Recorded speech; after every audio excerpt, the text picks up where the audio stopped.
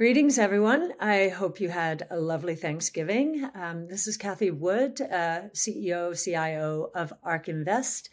And for those of you who have not listened in before, I started doing these videos right after COVID started because we had a differentiated point of view on what was going on in the economy. Many investors were fearful that we were going into a depression. And we looked at the juxtaposition of massive stimulus against supply shortages, and we said, oh, we're going into a V-shaped recovery, and boy, did we ever have that. And of course, the last 2 years have been characterized by fears of inflation and interest rates going higher and ever higher. And both went higher than certainly we expected. But then again, the supply chain problems lasted twice as long as we would have expected, exacerbated, of course, by the war in Ukraine. But we do think we're coming to the end of all of those disturbances, and hopefully the coast will be clear for a much better new year. So as usual, we'll go through fiscal policy, monetary policy, some economic indicators on this Employment Friday, some market indicators. We'll talk about the crypto landscape in particular because of the bankruptcy of FTX and all of the disturbances around that. And then finally, we'd like to share some thoughts on the profitability associated with disruptive innovation. Actually, it's the latent profitability. So we'll go into that a bit as well. I'll touch on each of these fairly quickly. There's not much to say about fiscal policy, except we did have the election, and as we expected, we are now in gridlock. Again, there's no one-party control, and in fact, the differences are even fewer than we expected in terms of majorities in the House and Senate. So it's probably going to be a year of not much of anything happening, except perhaps for a gearing up for the national election, which of course will be in 2 years. What was interesting about this election and its ramifications is it did not hew to James Carville's famous quote, "It's the economy, stupid." Because if it had been about the economy, inflation, interest rates, housing unwinding, I think the outcome would have been a bit different. So there are other issues out there. Economics is only one. We think that economics, though, might become a more important issue generally in the next year, mostly because of monetary policy. So let's go into that a bit. Money growth, as measured by M2, is down to 1.2%, a little lower than we expected for October. And by the end of this year, it should be negative. Now, that is from a peak in 2020 of 27%. Clearly, that was excessive. We were throwing everything we could, or the Fed was, at the coronavirus to prevent a depression. But we have now seen declining money supply really since March. And I had the pleasure and the honor of doing a podcast this week. I think it will come out the week of the 22nd with Jeremy Siegel. And Jeremy has very strong feelings about what the Fed is doing right now. Essentially that it's making a big mistake. Now, we've been saying that. Jeremy Siegel is a student of economic history. He actually taught at the University of Chicago with Milton Friedman for a number of years and got to know him very well. I think Jeremy thinks that Milton would be, as the saying goes, turning in his grave if he saw what was going on with monetary policy these days. Negative money growth is very serious. And in fact, we've never really seen a real bout with negative money growth since the Great Depression in the 1930s. So he's on high alert and again thinks the Fed is making a big mistake. And it's not just the Fed. I just saw this week Singapore's money growth on a year-over-year basis is down nearly 7%. And we heard the ECB, the European Central Bank, Lagarde, in the last few weeks talking about needs to play tough with inflation when Europe is clearly in a recession. So it's quite concerning. One explanation for this is that banks have not been increasing the interest rates on demand deposits enough to attract more deposits. In fact, quite the opposite is going on. Deposits are leaving for money market funds, which are paying higher rates. And of course, what that means is that this money is not in the system to stir economic growth and to support loan growth. So that's very interesting. And we do think the Fed is beginning to understand that it is close to the end of whatever it is doing.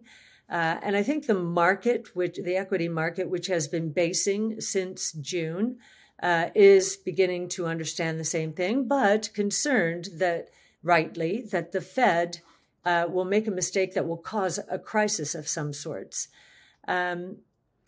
The one interesting thing that has happened in the last week was Chairman Powell's speech at the Brookings Institute.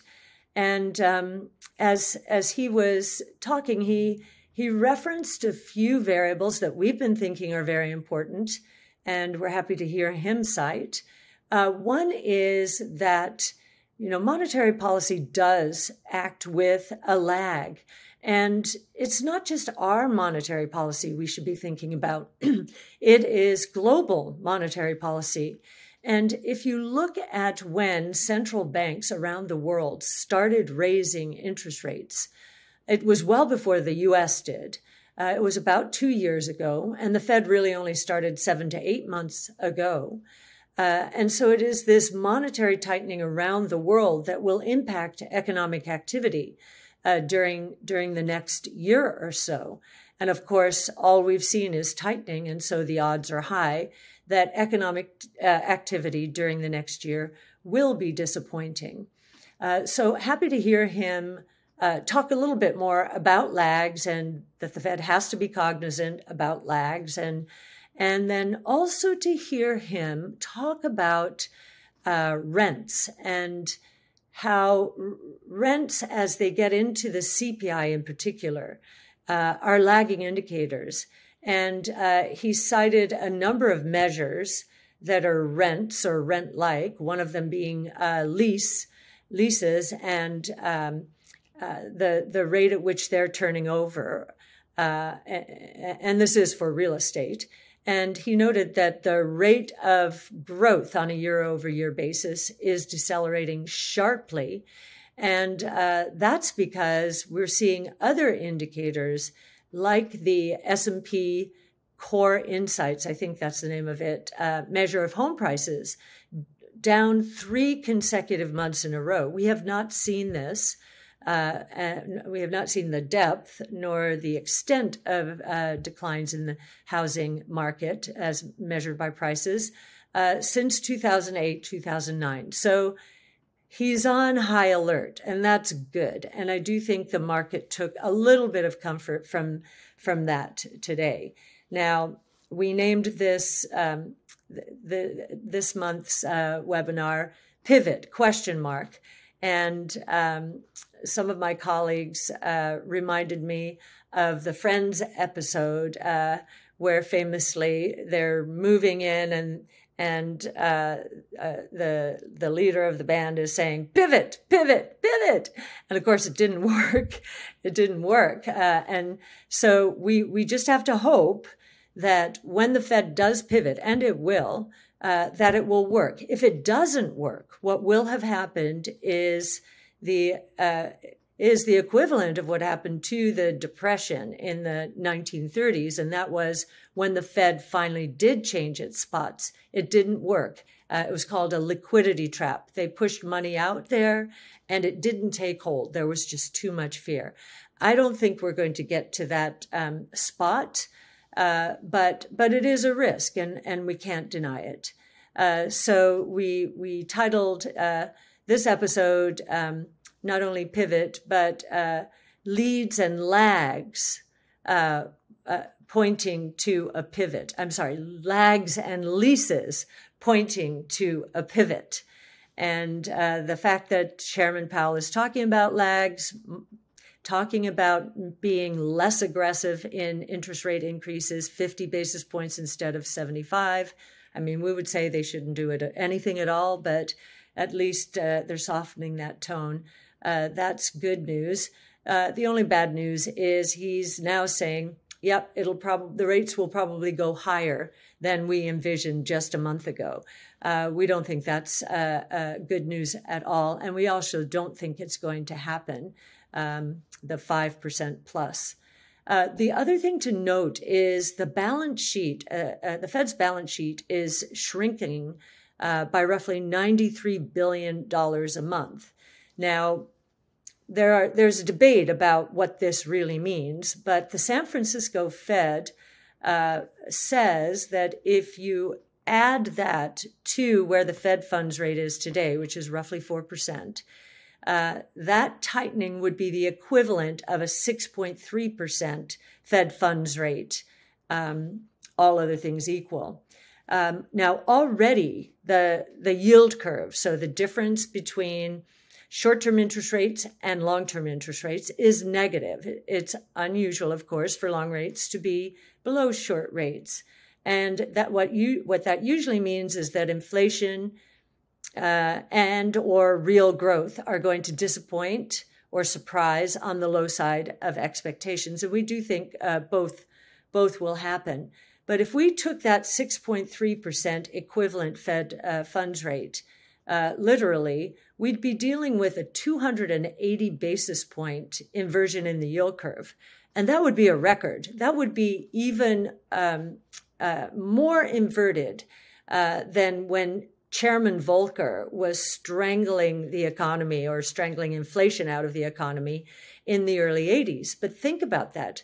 280 basis points, 2.8%, on a 3.5% long bond yield is a lot different from 2.8% on a 15% bond yield, which is where we were in the early 80s. And I do think we're going to see some cracks in the system because of this.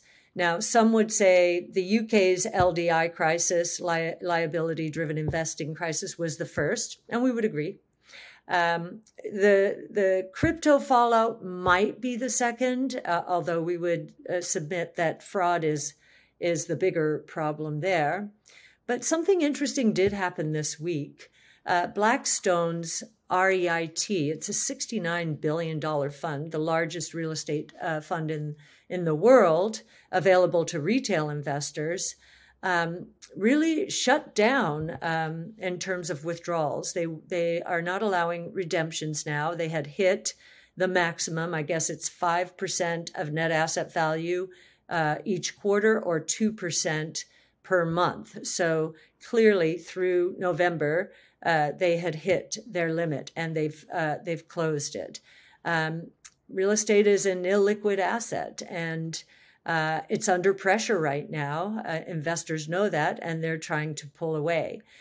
So I would say I don't think that's going to result in a full-blown crisis.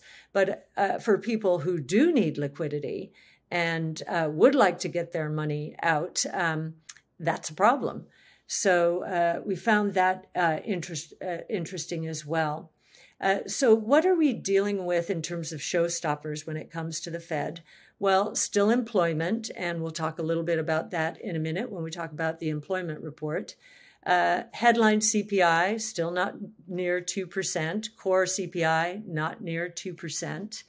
And the stickiness of wages, again, from the employment report, we did get a higher than expected wage rate today. And it used to be rents they pushed against. But again, Chairman Powell started talking a little bit about how deceiving rents in the CPI and I would say PCE are. So let's talk about the employment report as we go through economic indicators here. Well, the unemployment rate stayed at a low at 3.7%, only 0.2 off its low from July and September. Non-farm payrolls were higher. The increase was higher than expected, 263,000 versus the 200,000 expected. But on the other hand, this is a typical economist way of looking at the world. If you look at household employment, that was very disappointing.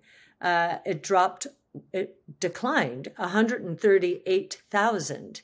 And the divergence between non-farm payroll and household employment is stark. Since March, non-farm payroll jobs created have been 2.7 million.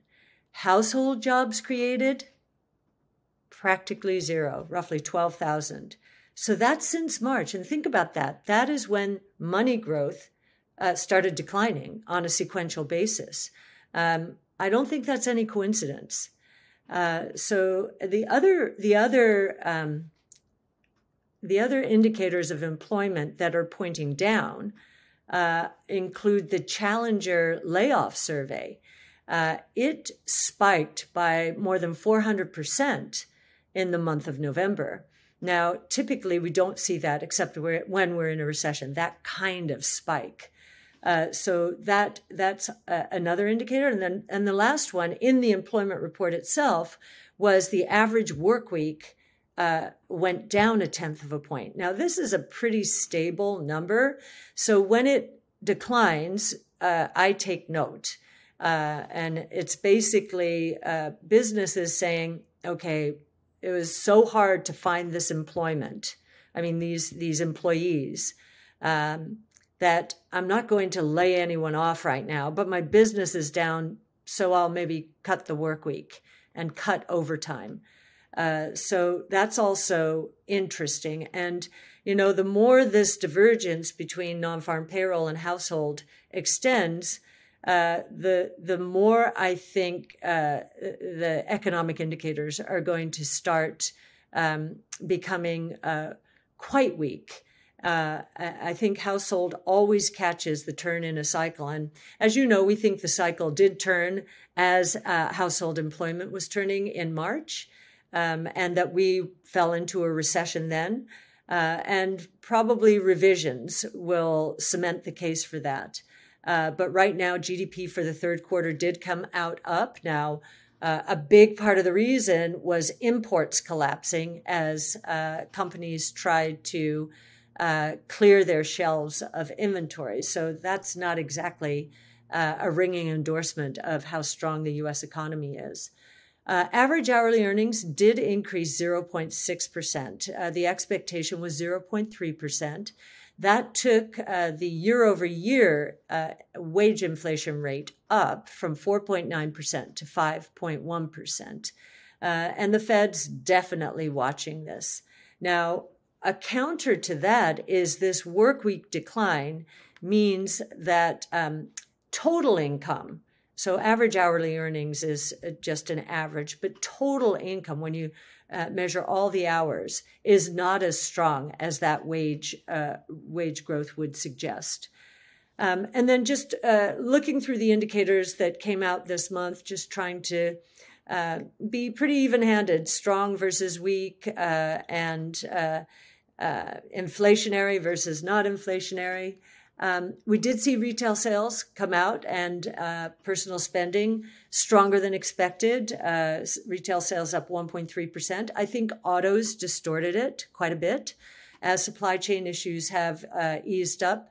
Auto sales, I believe, went from 14.3 to 14.9, 14.3 million at an annualized rate to 14.9 in the United States in the month of October. But we just got a report yesterday that they fell back to 14.1. So 14.9 to 14.1 is really going to hit retail sales hard when November is released. We, on the weaker side, when it comes to the consumer, we're seeing a couple of startling things. Number one, the saving rate is near an all-time low. It's at 2.3%. I think the low was in 2005 at 2.1% after all the revisions. I remember back then it looked like it was negative. And another manifestation of that is consumer credit. So consumer installment credit is going up dramatically. It has for the last 6 months, I think. And typically when the consumer is struggling, drawing down the saving rate, one of the, again, manifestations of that is not paying off the full balance or paying off much less than normal. That shows up as a decline in the saving rate and increase in consumer installment debt. So we are seeing that. We're also seeing on the consumer side record negative sentiment as measured by the University of Michigan, and it deteriorated again this last month. So we're back into the early 80s. The survey did say that inflation expectations for the next 5 years on average ticked up from 2.9 to 3%. And I think that's because that was in reaction to gas prices, which have since come down. Then on the housing front, we got a surprise, a positive. New home sales up 7.5% month to month. I kind of think that was a fluke. Because if you look at the National Association of Home Builders, its index, it's really a sentiment index of how conditions are out there, are nearly as low as they were at the bottom of COVID, the low during the COVID crisis, and back where they were during 08-09. So very weak sentiment there. And pending home sales, and this would be new and existing, are down 37% on a year-over-year basis. And then finally, as I mentioned before, home prices, as measured by CoreLogic S&P, have dropped for 3 consecutive months. Again, we haven't seen that since 08-09. And I think that's why Chairman Powell started talking about rents and giving himself some wiggle room to change rhetoric and then to pivot, actually pivot. And then finally, on the manufacturing side, we're seeing strength in non-defense, new orders for non-defense equipment, autos, and defense. And that was up 0.7. And I do think this speaks to the reshoring of manufacturing here in America. So that's good. But at the same time, we're seeing one purchasing manager index after another, both manufacturing and services, contracting now. They've moved into full contraction territory after equivocating around 50, the demarcation point. They're now into the 40s. So I would say, on balance, the economy is, if not in recession, we do believe it is in recession. It is. Most people will be convinced we're in recession in a few months. Now, moving on to market indicators. As I mentioned earlier, the equity market has been in a trading range for the last, since June, I would say, so 5 to 6 months, trying to figure out, is the Fed going to cause an accident and cause a recession from which it will be hard to extricate ourselves? We believe, if we had to take a position on that right now, we believe this recession is much more of a supply chain related inventory recession, and that it will clear up pretty quickly. Although, economic statistics are so lagged that come this time next year, we might still be arguing if we're still in recession. But we do think in that period, both inflation and interest rates are going to come down pretty dramatically. Inflation below 2%, and interest rates, I think, will be surprised. Jeremy Siegel thought that we would see 2% interest rates next year. I found that very interesting. We do see one market suggesting that this point of view is correct, and that's the bond market itself.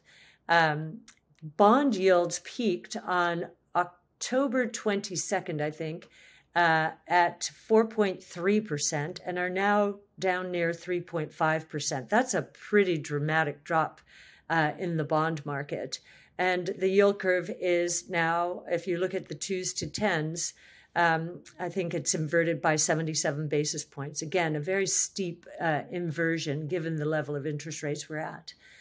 Commodity prices, one of the most influential from a sentiment point of view is oil. It peaked at $130 on March 7th of this year and is now down to 80, despite the fact that we're getting all kinds of reasons for the oil price to turn back around. One is OPEC is concerned at the excess supply out there and is threatening to cut production even more than it already has. Two, China is starting to stimulate, although it's stop and go. From a monetary point of view, they are stimulating. COVID zero is a problem. There's some signs that they want to loosen that up. And if they do, then that will increase the demand for oil. And then, of course, our strategic petroleum reserve, we have to start putting oil back into it. It's back down to 84 levels, 1984 levels. So that will be another incremental source of demand. Nonetheless, the oil price keeps going down. What's fascinating to me is in the face of that, the XLE, which is the S&P Energy Sector Index, is near an all-time high. Now think about it. The oil price has gone from 130 to 80, and typically that index trades with the oil price. It has not this time. It clearly expects all the variables I mentioned to boost oil prices once again. But if we're right, that may not happen because the move to electric vehicles is I think, faster than most people expected. And we're now beginning to see some Ubers and Lyfts, we're seeing more Teslas in those fleets. And so the vehicle miles traveled in electric cars, given that these Uber and Lyft drivers drive a lot more than we do in our individual cars, we think that's going to cut back on the demand for oil more than many people appreciate. And as are all commodities, prices are determined at the margin, the marginal, incremental demand. And in our view, the incremental demand is going to fall short relative to expectations. And our call from a while ago has been that oil demand probably did peak in 2019. We may get back there, but if we do, it will be for a very short period of time. Copper prices have, as I've mentioned before, have come down from $5 in March to $3.85. During the past month, a number of commodity prices have had a bit of a rebound. I think that's partly because the dollar has come down and commodity prices are based in dollars. The other market to focus on and try and glean some information from is the crypto market. And I think in our last In the Know video, we were remarking and impressed that Bitcoin had been much more stable it was in the 17.5 to 23,000 range. It had been more stable than the equity markets and the bond markets. And we thought, wow, that could be a leading indicator. Maybe Bitcoin's going to be a leader in the next bull market. And then, of course, early in November, FTX went bankrupt. It does appear that there has been fraud involved. Now, what we took from the price break associated with it, if you looked at a chart of Bitcoin, as many technicians have from the beginning of this year, they've basically said this thing's going back to 10 to 12,000. That's where it has support.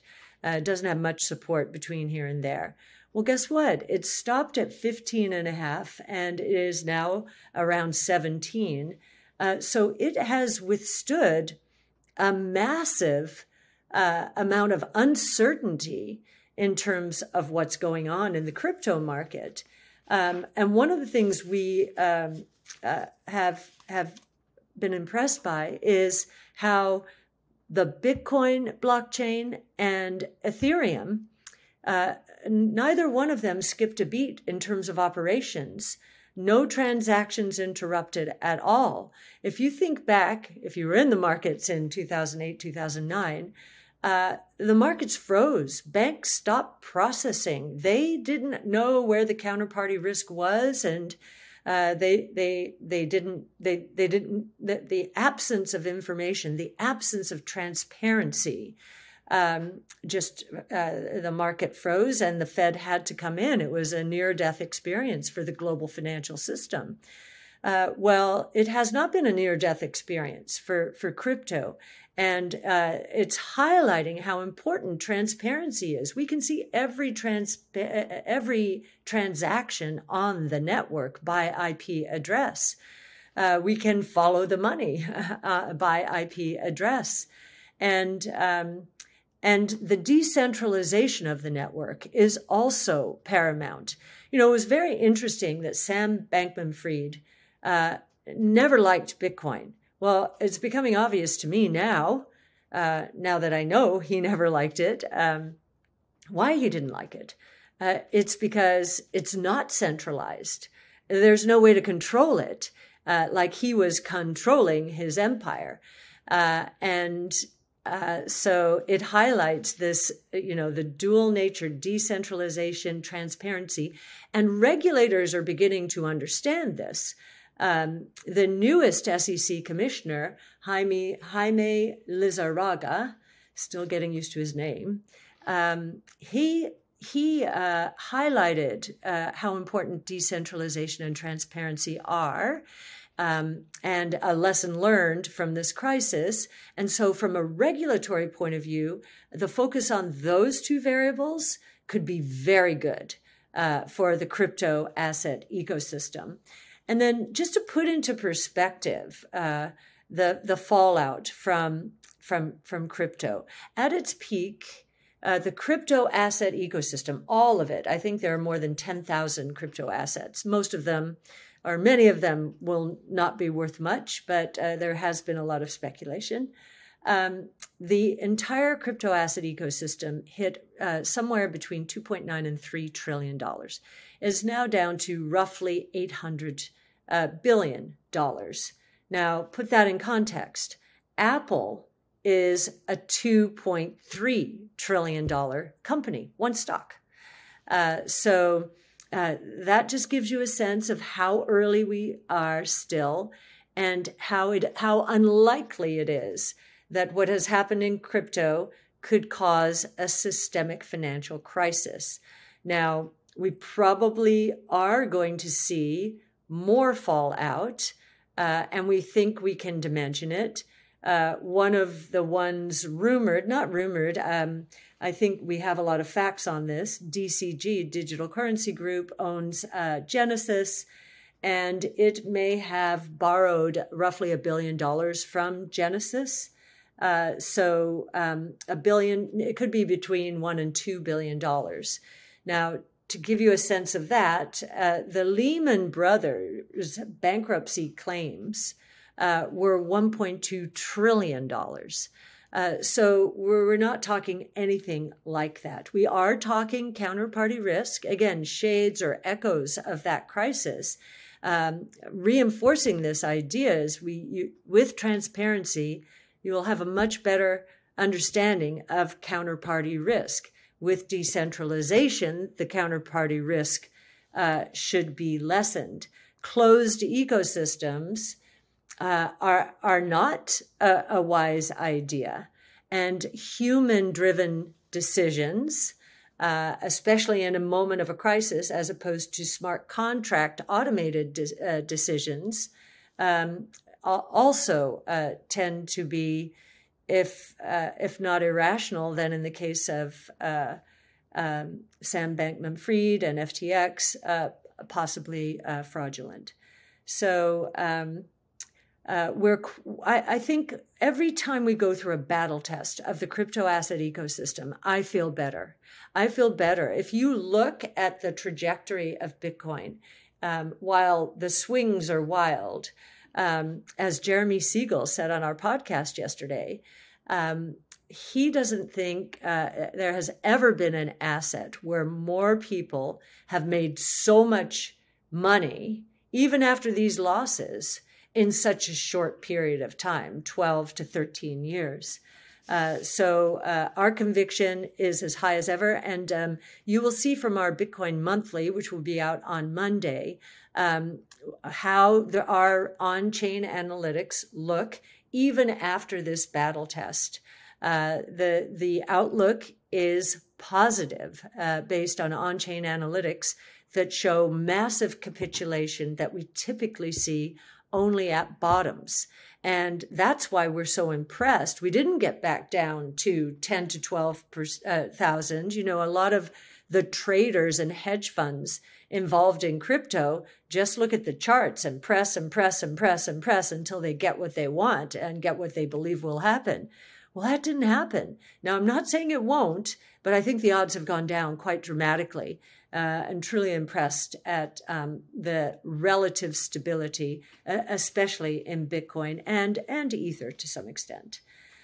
So with that, I'd like to end on one subject, and that is the profitability associated with disruptive innovation. Now, many of you know that the pundits out there, whether they're in the media or in our own business, have characterized what ARK does as profitless tech and concept capital or tech wreck, and have equated what we're doing to what happened during the tech and telecom bubble and the bust. In fact, our strategies have behaved worse than during the bust, even though so many companies went bankrupt, so many companies that should not have existed back then went bankrupt in the NASDAQ. They had gotten into the NASDAQ and they went bankrupt. And yet the price decline in the NASDAQ back then was not as severe as our own price declines, at least for some of our portfolios. It makes no sense because the seeds for what is happening today in innovation were all planted during the 20 years that ended in the tech and telecom bubble and then the bust. There was too much capital chasing too few opportunities too soon. And that's why there were so many bankruptcies. Now we do not believe that's the case. We are ready for prime time. And you can take a look at our research for many examples of that. And so what we encourage our companies to do, now that we are ready for prime time, is to invest aggressively right now to capitalize on some of the most important investment opportunities of our lifetime, of the last, really ever. We believe that the market cap associated with truly disruptive innovation, transformative innovation, will go from 7 trillion now, less than 10% of the global equity market cap, to 210 trillion in the next 8 to 10 years. That's a 30-fold increase. That's exponential growth. And I think that a reason a lot of people have trouble with our strategy is we've grown up in a world of linear growth. And the last time many investors heard the phrase exponential growth was in the tech and telecom bubble. And there's a lot of muscle memory associated with that. Many of those managers became value managers. I know, and I hear them denigrate our strategy, perhaps because of their experience. We've been doing the real research on disruptive innovation. And according to Wright's Law, and according to all the learning curves, cost declines, and so forth, we are ready for prime time in the 5 areas around which we have centered our research and investing. Multiomics, so what we used to call the genomic revolution, robotics, energy storage, artificial intelligence, and blockchain technology. The technologies are ready. We didn't even get the cloud until 2006. We didn't have the big breakthrough in deep learning until 2012. We didn't get the cost of DNA sequencing down to $500 per whole human genome until this year. So, but we're ready for prime time now. So we've just finished one holiday, and we're going into another series of holidays during the next few months. So, of course, we wish you a wonderful holiday season, but just let me leave you with one thought and hope. This is the hope. And based on our research, I think this is really possible. So if you look back to the last time we had multiple innovation platforms evolving at the same time, telephone, electricity, and the automobile in the early 1900s, what you found is we were at a period very similar to where we have been very recently. There was a pandemic, the Spanish flu. There was a war, World War I. Now, both of those were much more serious than what we've experienced this go-around. We are an echo of that. Inflation hit 24% in June of 2020. And by June of 2021, it was down to minus 15%. And now, as Jeremy Siegel reminded me, we were on the gold standard then. So they needed to try and get prices back to where they were before the pandemic and war. But the echo here is money growth is falling, just like it was then. So we believe that the drama there, that 24% to minus 15% in inflation from 20 to 21, that we will see something akin to that, an echo of that this time around. So we got to 8, depending on the measure, 8 to 10% inflation here in the United States. Europe's at 10% right now. And we would not be surprised and agree with Jeremy Siegel that we could slice through 2% at some point next year. Commodity prices are already pointing in that direction. Massive discounts over Christmas because of overwhelming inventories are pointing in that direction. And so I'll just say one last thing. When we first moved to St. Petersburg, it was about a year ago. And I remember walking out around the park to go take a walk. And I ran into a woman named Cheryl. I think her name was Cheryl, could have been Shirley. She was on her bike. She had a little dog. And she recognized me and ARK, knew all about ARK, read our research. And I think, and she pulled up her app with, our portfolios. And again, about a year ago, and this is as tough a year as I've ever had. This is worse than 08, 09 by far. And I think of her every day. And I think of all of our clients every day. And I know that patience will win out. And I'm not sure if Cheryl is still in our funds, but know that I take these things very seriously. But I also know that we cannot pivot from our style. Style drift in our business is suicide.